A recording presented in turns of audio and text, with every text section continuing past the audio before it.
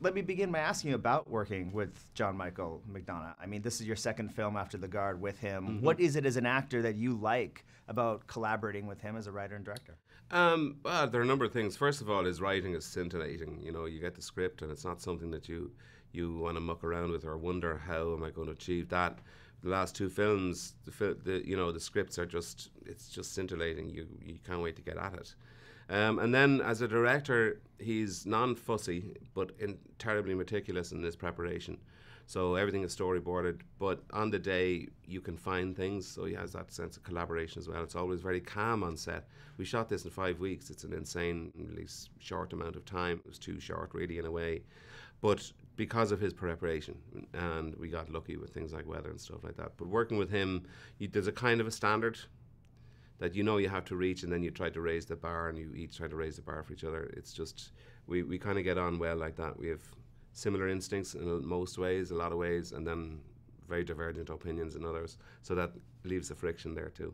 Is that what you're looking for in general from a director when you're working on set? Someone that you can collaborate with and knows what they're doing, and you can also push the bar, like you said. Yeah, totally. And you try to hook up with people who have the same general instinct. A lot of the worst experiences you'll have in a film set is working with people who are necessarily bad directors, but whose instincts are other than yours, whose vision of the thing is at odds with what you see. So hopefully you try to sort that out in a conversation before you decide to work with each other, but oftentimes you don't know that until you get there. So yeah, working with somebody where you feel that you're trying to do the same thing is a great, it's so easy to lose a movie in the editing, lose a movie in the shooting, lose a movie anywhere before it even starts. But if you can start on the same page, it sure helps. Yeah, then you're on a better course. Yeah, and it can be more economic. You don't have to, you can start to build up a kind of a shorthand. Yeah. So that the things that you find, the specific things you discuss or the slight disagreements or different takes and things that happen on set are kind of essential rather than just flimsy or just, you don't get caught up in, the small stuff. It's the big questions that you need to that you sort out, and that's how the film grows, as sometimes you won't know until, particularly in a film like this where that setting is so huge. It's a kind of a green monument valley, it's a massive sort of epic setting.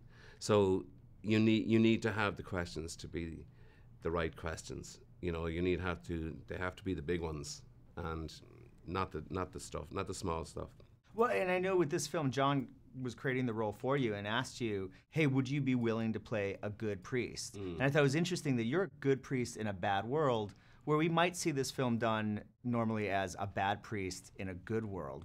How did you feel about sort of that juxtaposition? Yeah, well, I mean, it was something we spoke about from the very beginning. I was interested in the notion of how to maintain faith when people are accusing you of paedophilia and you haven't done anything. And all you've done, your crime, is to have kind of committed your life to trying to do good for other people. So how do you deal with that? Like, how do you figure that one out?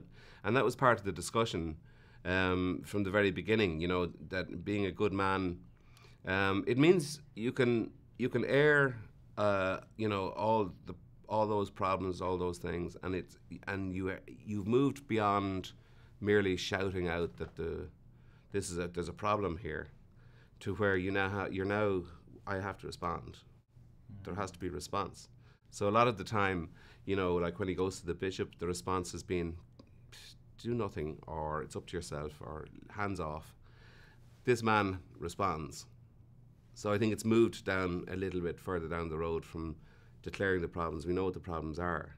Now what's the response of a good man? I think it's a more effective way of getting there. Well, and he also, your character says in the film the most important virtue is forgiveness. How do you feel about that theme and kind of dealing with that? Yeah, I do, but I think that also a part of the theme is the fact that, that child abuse is a life sentence, that it's not just something that you can say, look, let's move on. I mean, I think David Wilmot's character, the younger priest, who is a man of little integrity, and as he is accused, kind of says, I think those things, it's just time to move on now. We just forgive and forget and move on. And it's a way of dismissing things. So forgiveness has to be earned, and it has to be conscious, and it has to be done on a basis that everything is out on the table. And I think compassion and those things, in the end, that's what the film is trying to push forward, that actually in the end, compassion is the only chance we have, But I don't think it's trying to sweep stuff underneath the counter and say, oh, let's just forgive and forget. Right. Well, and I also like John's sort of approach to this film. He said, as opposed to being a whodunit, it's a who's going to do it. Yeah. I mean, I love that. I mean, I think that's an interesting way of sort of looking at the mystery. Yeah, he likes to go, he's contrary, John. He likes to go against what would be imagined. Against the grain, yeah. And it is. I mean, but funnily enough, you know, throughout the course of the movie, so that kind of gets obscured a little bit. It becomes less important about who's going to do it and more about how is he going to respond to these people, and how are these characters going to, you know, work their way through all this desperation and disillusionment, you know.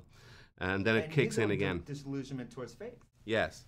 And I think also what it does is basically a death threat concentrates the mind.